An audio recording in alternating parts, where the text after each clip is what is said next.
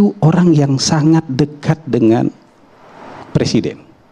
Jadi bukan orang yang jaraknya 1 kilo dari presiden, itu orang yang jaraknya 1 meter dari presiden tanpa tedeng aling-aling. Jadi ini bentuk komitmen untuk mengedepankan pemberantasan korupsi, karena bagian dari Astacita itu juga poin terpentingnya adalah pemberantasan korupsi.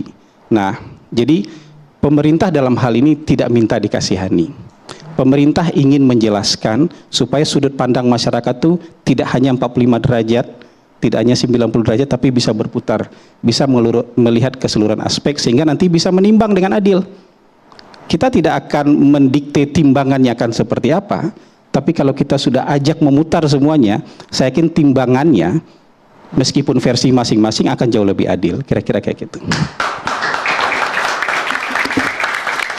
Ya, Bang Hasan Nasbi ya tadi mengatakan bahwa ini orang terdekat presiden, sehingga lagi-lagi itu adalah satu bentuk komitmen. Lagi-lagi mungkin disinilah kita agree to disagree ya, bahwa ternyata parameter bagi pemerintah mungkin adalah menangkap orang yang dekat dengan kita, menangkap orang tanpa tedeng aling-aling. Tapi masalahnya bagi mahasiswa dan bagi rakyat mungkin ya, keberhasilan itu adalah ketika tidak ada lagi korupsi bagaimanapun juga, sehingga yang harus dikejar adalah sistem bukan perorangan gitu.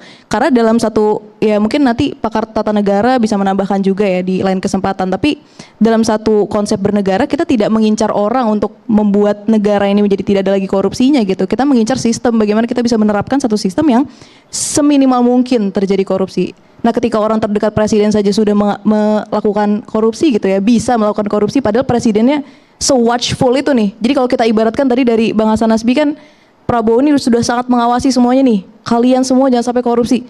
Tapi di sini aja ada yang korupsi, gimana yang di sana, jauh-jauh di sana. Jadi sebetulnya lagi-lagi menurut kita adanya korupsi dan ditangkap dan sebagainya itu bukan bukti keberhasilan, Bang. Tapi itu adalah bukti bahwa sistem yang dibentuk itu masih gagal untuk menghindarkan kita dari kerugian korupsi gitu. Baik, pemerintah harus menanggapi, tapi yang kami salut sengaja di segmen awal ini kami mempertemukan antara mahasiswa dan pemerintah, artinya sebenarnya dialog itu bisa terjadi.